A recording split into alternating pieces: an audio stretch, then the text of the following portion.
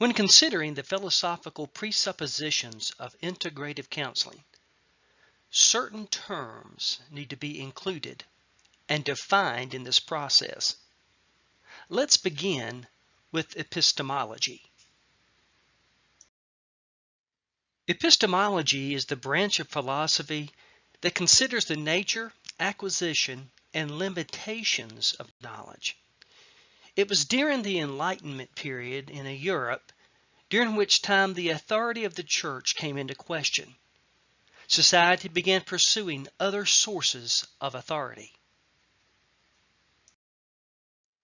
This philosophy became the hallmark of modernism. Modernism progressed to allow humanity to see knowledge based on human objectivity.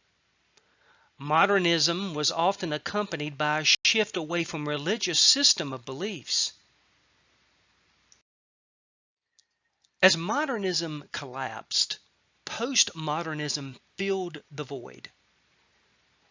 The philosophical pendulum swung from the modernistic belief in authority centered on self to postmodern doubt of all authority. The assumptions and beliefs that are widely held in our culture and subcultures can impede our attempts to gain knowledge. The sins and assumption of culture surely affect the sins and thinking of humanity. Philip Yancey, in a transparent confession of the racism that he was raised with and once practiced, provided this insightful observation. Only one thing haunts me more than the sins of my past.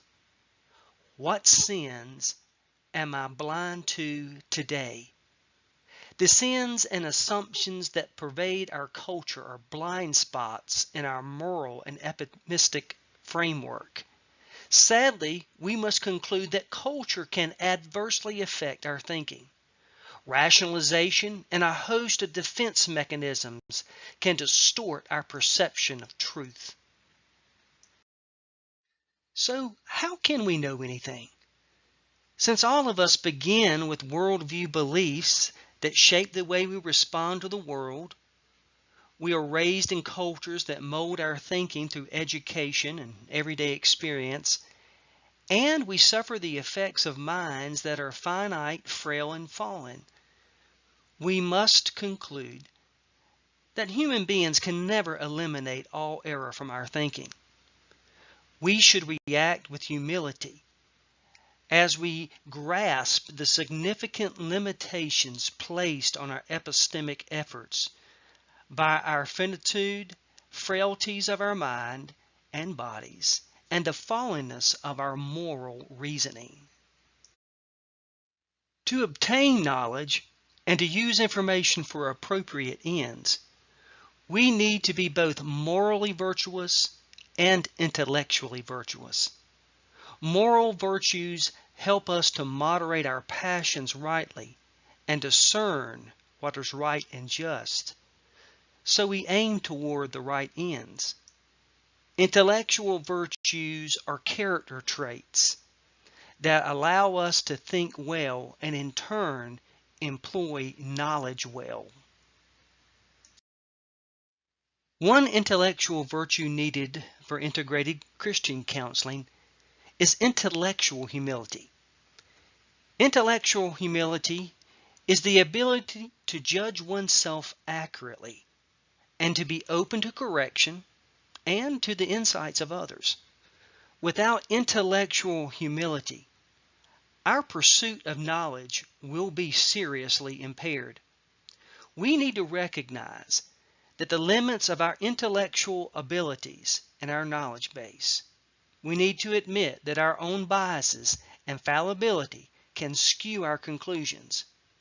These are the first steps in creating a framework for an intellectually virtuous life and cultivating a solid foundation for an integrated approach to Christian counseling.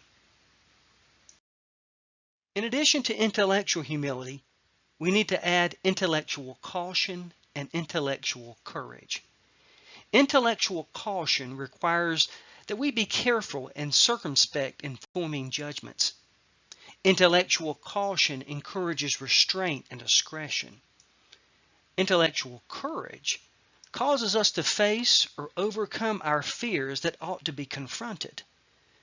Intellectual courage will be appropriately push us forward, and intellectual caution will appropriately hold us back. Another intellectual virtue to emulate is intellectual integrity. Intellectual integrity is related to the pursuit of truth in at least two ways: the potential for self-deception and the intent to deceive others. When people lie, exaggerate, or withhold evidence, we are left to doubt the credibility of their claims. Lastly, if we're going to pursue knowledge, we must possess intellectual perseverance. Intellectual perseverance is the ability to put necessary effort and resources toward developing habits and skills that are necessary to accomplishing worthy objectives. Intellectual humility, intellectual caution, intellectual courage, intellectual integrity, and intellectual perseverance are intellectual virtues that must be possessed to acquire knowledge. Without such virtues, the quest for knowledge will be unproductive intellectually and damaging personally. We must cultivate intellectual virtues if our pursuits are to be worthwhile and maximally effective. The vast majority of what we know has been handed down to us from authorities: parents, teachers, doctors, scientists, theologians, translators, and among others. Unfortunately, many falsehoods are also passed down through authority. That any method can go wrong, though, is no reason to get rid of it. Instead, we need to look at how to increase the likelihood that using the method will yield a more positive result. One epistemic method that we use is verifying some types of truth by logic. The logical approach to epistemology begins from the assumption that we can separate fact from belief by looking at rational consistency of one's reasoning. Logic can be separated into two types: deductive and inductive. Deductive logic is used to establish truth by combining and evaluate premises based on standard rules and axioms. Inductive logic attempts to develop generalizations based on isolated observations. Another epistemic method of acquiring knowledge is empiricism. Empiricism relies on the experience to evaluate knowledge claims. Empirical methods have been central to the development of psychology as a science. By applying scientific method to human beings, we've increased our understanding of the biological, psychological, and social determinants of human behavior and mental processes. Christians who are committed to historic orthodox expressions of faith believe that God has revealed himself indirectly through general revelation and directly through special revelation. General revelation is observed by looking at nature, history, and human nature. Special revelation is unique acts whereby God discloses himself in word or deed. Orthodox Christians accept the Old and New Testament Testament books as God's special revelation preserved as His written word. Now, while God's word is without fault, human understanding and interpretation of the Scriptures are fallible. We must be careful to distinguish between what Scriptures say and what we think it says. To aid us in this task, we make use of hermeneutics. And hermeneutics is the science and art of making sure that the message is accurately understood.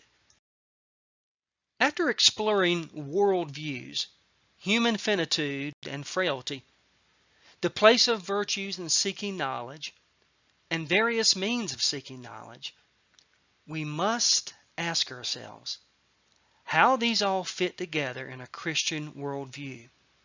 First, all truth is grounded in the transcendent God who created an orderly world and whose truths can be known through rational, experimental, and revelational means. Second, the creative and intellectual abilities of humanity are God-given, to be guided by intellectual and moral virtues and exercised in the adoration of God. Third, reality is physical and spiritual. Our experience is social and psychological in nature. Fourth, our ability to know God is limited by both our finitude and by the effects of personal and corporate sins. Fifth, various means of epistemic inquiry can be used to evaluate truth claims, though each has unique strengths, limitations, and applications.